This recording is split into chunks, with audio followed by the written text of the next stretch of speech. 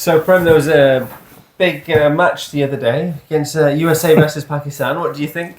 I mean, it was pretty comical, wasn't it? Brilliant day, brilliant result. I mean, I'm still buzzing from it. You know, every time Pakistan lose, I'm happy. Oh, I think we all are, to be fair. Yeah. But I mean, that's got to be the biggest upset ever. I think that's got to be the biggest shock in cricket. Yeah, I mean, I think all formats. I think that's got to be the biggest upset.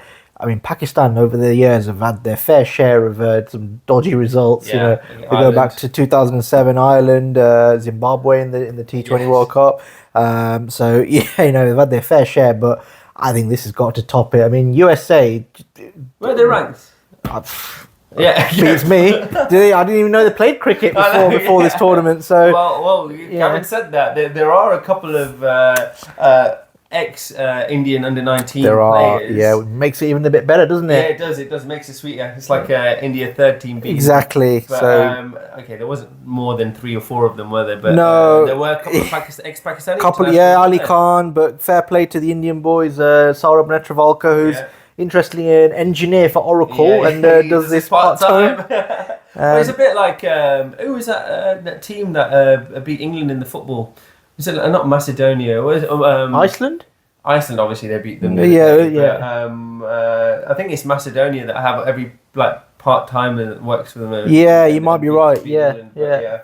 Something similar to that. Yeah, exactly. So fair play to the American boys. You know what? I heard that Babar Azam was stuck in the bathroom for 6 hours crying. Oh, bless him. I just feel sad for him. Oh, yeah, bless him. Everyone just pray for Babar Azam. Please do. Please pray. And please pray that... please pray they lose again tomorrow. Can everyone India. Please pray that Azam has left enough food for the rest of the team? like what's his name? What's that guy's name? Azam Khan. Azam Khan has left game. I think you were talking about Babar Azam. No, Azam Khan stop eating. So, you know, that's what I'm saying. Please pray that he's left enough food for the rest of the team. We don't want them going into tomorrow's game undercooked and starving. Well, we do, but, you know...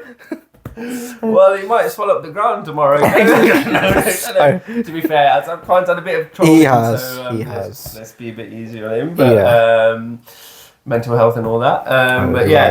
What do you think of the game tomorrow? You know, India playing Pakistan. The big one tomorrow, yeah. So we'll have to see how we go. Again at New York, and you know, neither of us are fans of that pitch. No. Again, another shocker of a game today with the South Africa-Netherlands game. And you know, Netherlands really seem to be a bogey team for South Africa. I just want to touch on that. This is the past 2 occasions they've met in ICC tournaments, Netherlands have won, and today they could have won as well.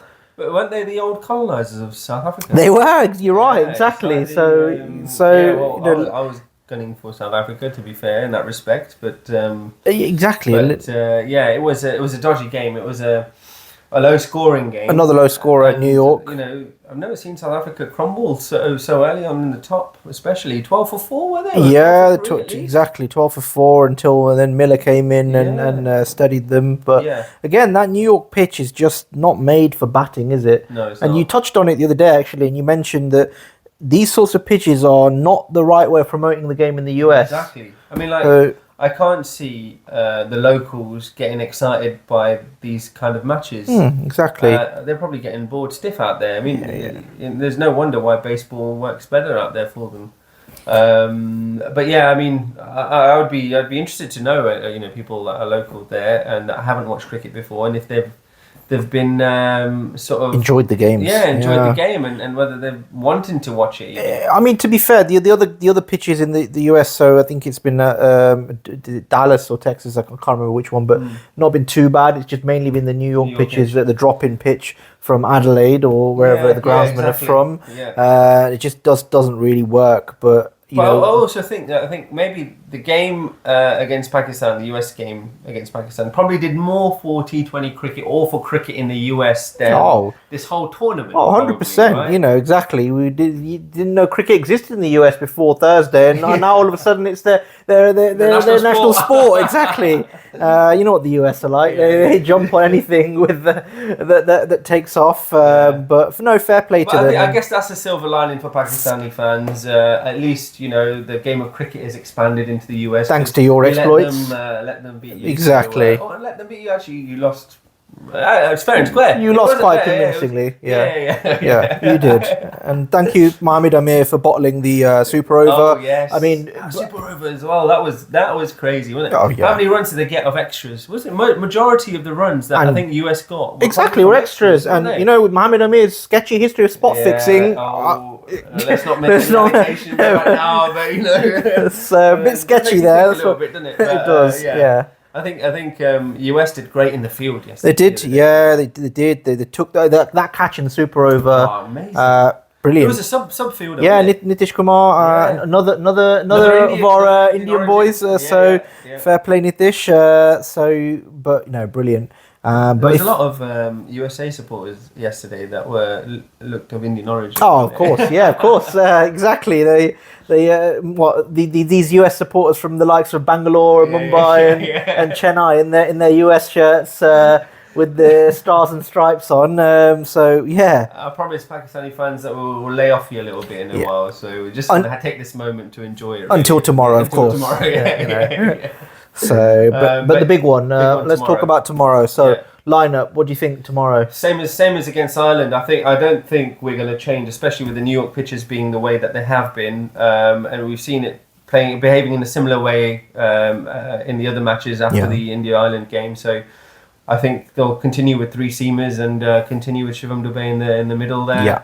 I don't see Kuldeep getting a chance in this game, and I don't think he'll probably come in the American games. I think in the Windies, like we've mentioned before. Yeah, I agree with you. I mean, there may be some scope for giving him a little tryout, run out in the last game against Canada, because I think that's not at New York. The moves to Florida, so they may want to just give him a little run out before the Super 8s. I'm hoping by then we'll be qualified, so it may make sense to give him a little run out then. But until then, you're right. I think we'll go with Siraj, Bumrah, Arshdeep with the double left arm spinners, Jadeja and Akshar, to give you that insurance with the batting till number 8, and just allows the top order to go that little bit harder in the top and have that insurance of Akshar coming in at number 8. So no, I quite agree with you. I think the batting lineup, lineup in general, will be the same. I mean, I know we've trolled Pakistan, but I think they will probably be even more motivated if they needed any more motivation against India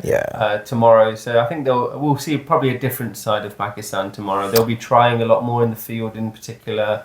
I think it'll be a different game tomorrow. Oh, they'll be up for it, won't they? 100%. And with Pakistan, they, as we said the other day, their ups and downs is sums them up to a T, and they've had their down.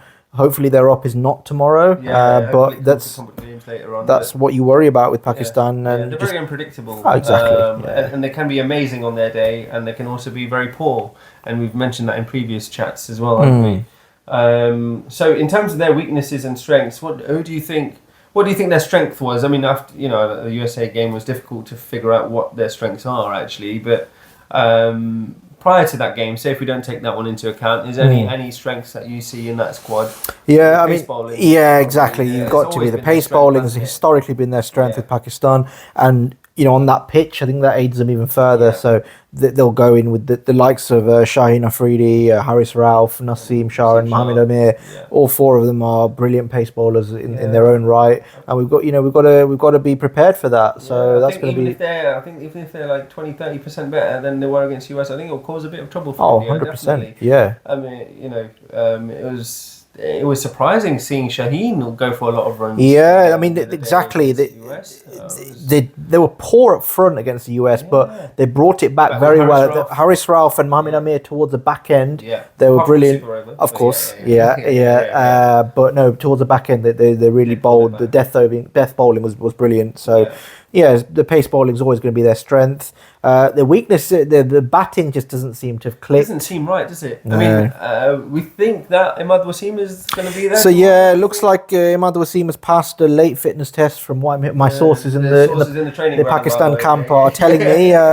and potentially, he probably comes in for Azam Khan, who's not the easiest of times. He's not, is he? And then they may want to talking about potentially a change at the top is what my sources tell me as well. Okay, well let's see. Have you got any sources in the Indian squad? I can't reveal those. I've got exactly. We'll all be revealed in due course. But I can't tell all my secrets too early.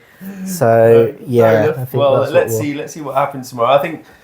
Well, I don't know what you think. I think if we win the toss tomorrow, I think we'd bowl first. And we'll chase. I think that's our strength historically, and I think on this pitch it seems like the right thing to do as well. You know what the scores on the board. You know what you're chasing. Yeah, exactly. I think with batting first, you just don't know what a good score is. So there's a risk of almost going too hard too early and then getting a below par score when something like a 120, 130 seems to be enough. I mean, we're watching the England-Australian game right now. We saw Australia just posting 200. You said, I think it was the first time 200, in this tournament. Yeah. So, I mean, we think that's a really above par score, but England are doing a decent job of it at the moment. Yeah, it looks like they're faltering a little bit. It looks like the fourth wicket's just fallen.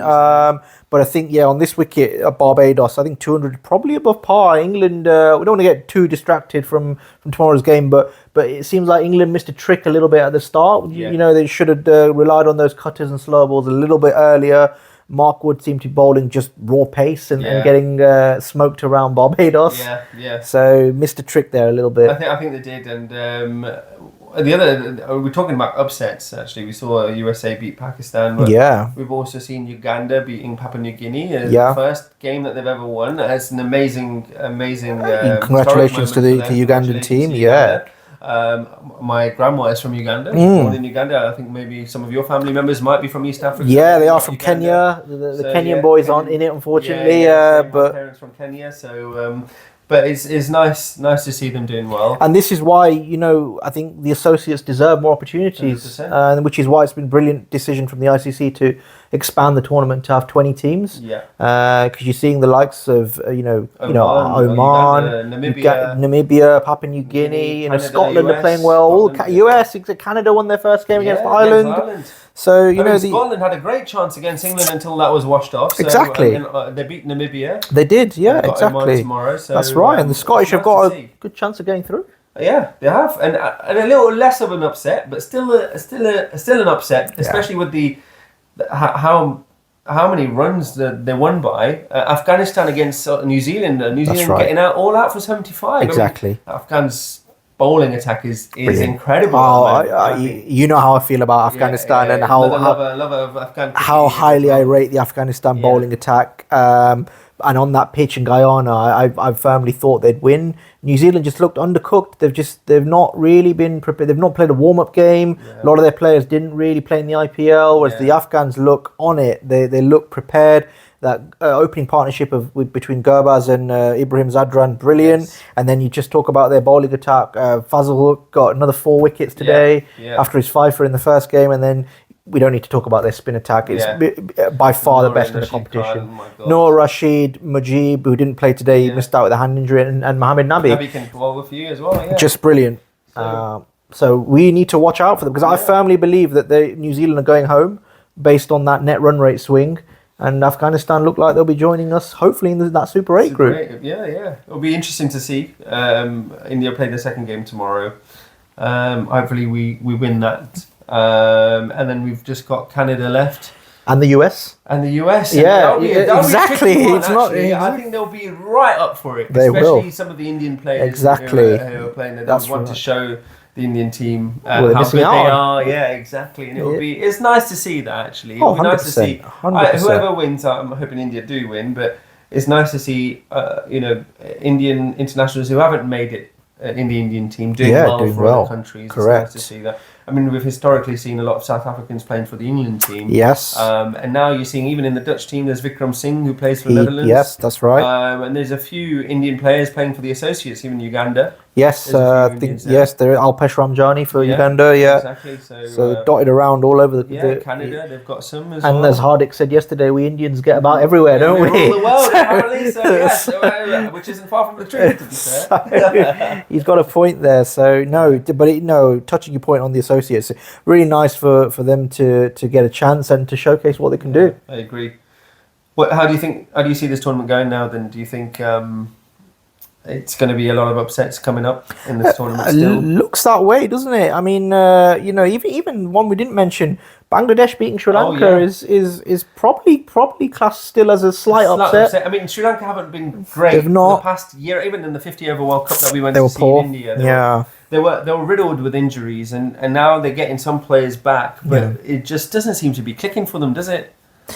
For some reason, it's not, and Bangladesh Sri Lanka over the recent years has taken almost a India-Pakistan style rivalry, with the couple of incidents that have happened with the Angelo Matthews timed out. That's the one that I remember the most in the recent times. That's right. I mean, did you see the game yesterday? 2 days ago, when US and Pakistan were playing.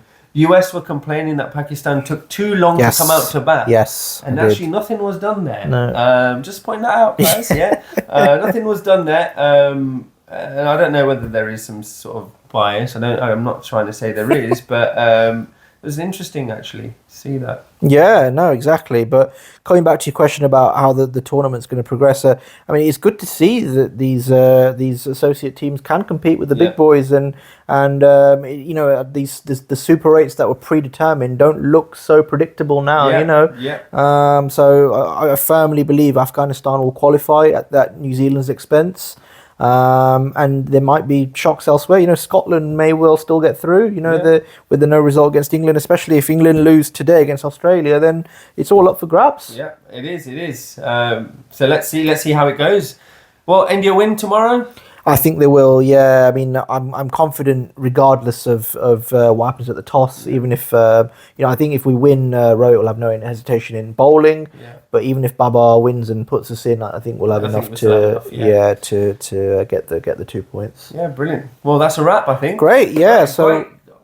Well, thank you for tuning in, guys, for our first chat on YouTube. That's right. Let's hope you like it. Like, comment, share, and subscribe.